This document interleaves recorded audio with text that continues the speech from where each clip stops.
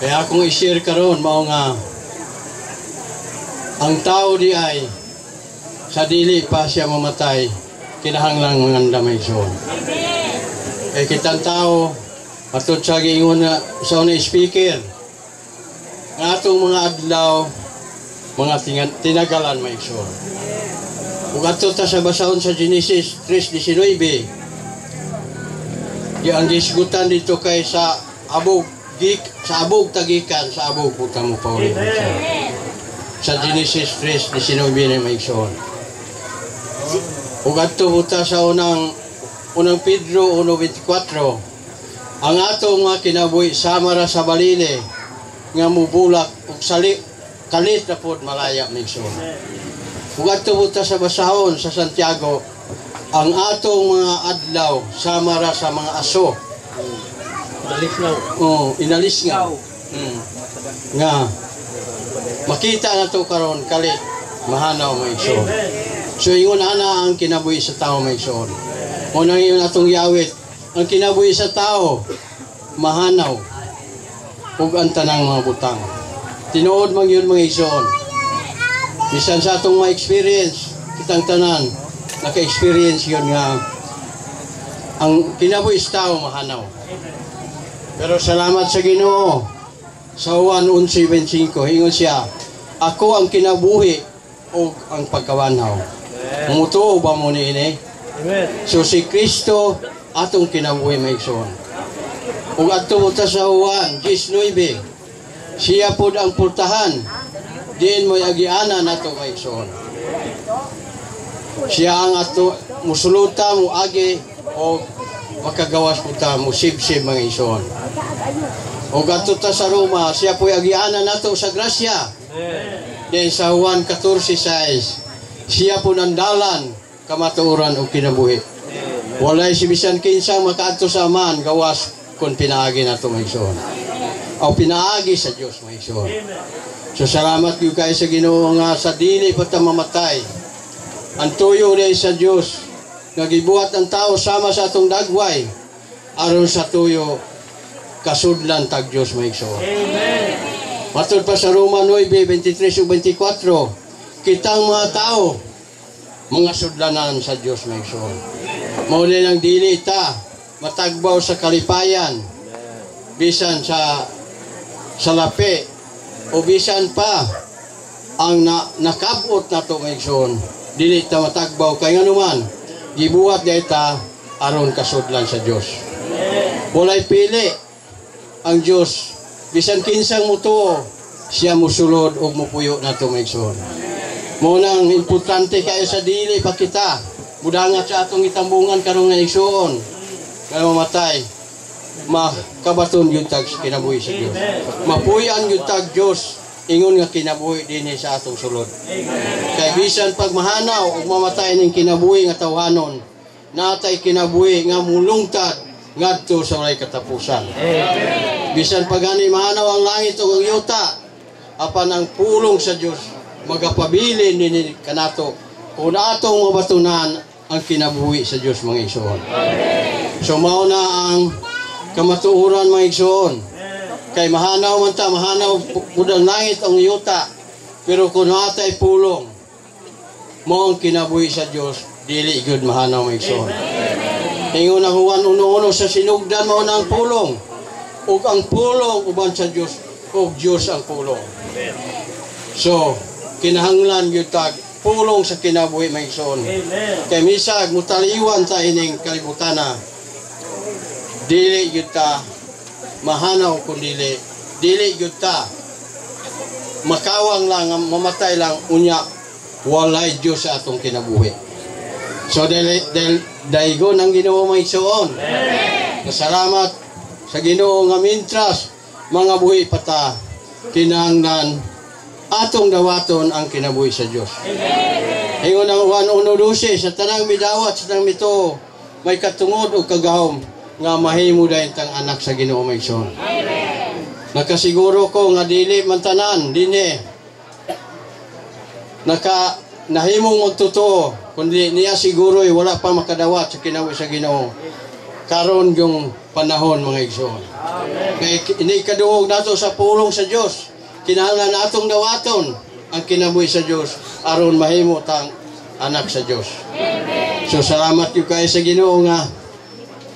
Salamat yu kay sa Ginoo nga kita sa dili pa ta mamatay gipasidan-an yu tadaan mga igsoon aron mamatay tag mabuhi sa Roma 14:8. Iya ta sa Ginoo. Amen. Nya kiniray kasiguruhan nato mga igsoon. Misag mga matay tang tanan kay kitang tanan wala may mulungtad ining kalibutan na mamatay may kitang tanan. Siguroon gyud nato nga makadawat kita sa kinabuhi sa Ginoo aron bisan tag mamatay mabuhi iya gyud ta sa Ginoo mga igsoon. Kay ang Dios dili mo puyo sa mga buhat, dili mo puyo ang Dios og binuhat sa tao kundi mo puyo siya natong mga tao aron mahimo tang templo sa Dios. Sa unang Korintos 3:16 mga igsoon.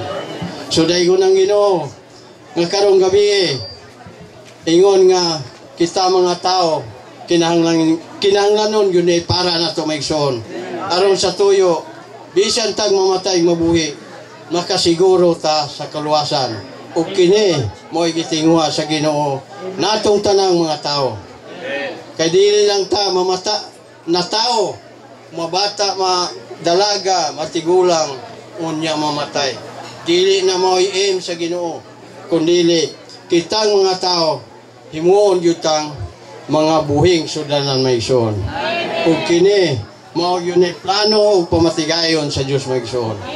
Ug kitang mga tao do na putay tulo ka bahin. Espiritu, kalag ug lawas may igsoon. Ang Dios mo puyo sa sulod sa ato espiritu. Kay ang Ginoo espiritu man karon. Matud pa sa 4:24 ang magsimba sa espiritu o sa kamaturan. Ingon nga espiritu man ang Dios, espiritu pod iyang puy-an kay naman tay tulo ka bahin maong atong espiritu kalag ug lawas. Then mo kailap sa atong kalag ngani sa atong lawas ang kinabuhi sa Dios mo igsoon. So mao gyud ni ang plano sa Dios para nato maigsoon. Pero giingon unsaon man pod pagsulod sa Dios kanato nga ang Dios dako gamanan pagyud kita gamay makasasala pagyud maigsoon. Pero dili na problema kay ngano ang Dios nagpakatao mga igsoon. Unya nagkinabuhi siya diri sulod sa 33 ug tunga ka tuig. Dinhi sa kalibutan kauban sa mga tao. Humana na namatay siya agilansang sa krus, namatay, nabanhaw, nahimo siyang espiritong tagatag sa kinabuhi nga andam na mupuyo nimo mupuyo natong tanan nga niya karon mga igsoon kay espiritu naman siya mga igsoon. Sama na sa hangin kanang gitawag pneuma, espirituhanong hangin. Dili siya makita pero kabati tag hangin. Ingon ana ang Ginoo mga igsoon. Mupuyo o musulod sa atong espiritu mga igsoon. Pero dunay upat ka butang angay natong buhaton sa side sa Dios na humanayang kay kayan para ang tuyo niya makapuyo dinhi nato. Dunay upat ka butang una mao nga maghinulsol gyud ta mga igsoon. Sa Matthew 4:16 pag hinulsol mo kay doon na ang gingarihan sa Dios. Ikaduha mo nang mutuo o mudawat aron mahimutang anak sa Dios. Then ikatulo musugid o mutawag sa Ginoo. Kaya yun dito dayag nga butang ang pagkakristohanon buot sa Dios mutuo atong kasing-kasing musugid atong baba nga Jesus ang Ginoo nan maluwas ta. Usa kitang tanan karon niya ta dire hangyon mo namo nako o natong tanan nga manawag ta sa ngalan sa Ginoo misag katulo lang. Walay pili mga igsoon. Amen. Ready, call. Oh, Ginoong Hesus. Oh, Ginoong Hesus. Oh, Ginoong Hesus. Amen.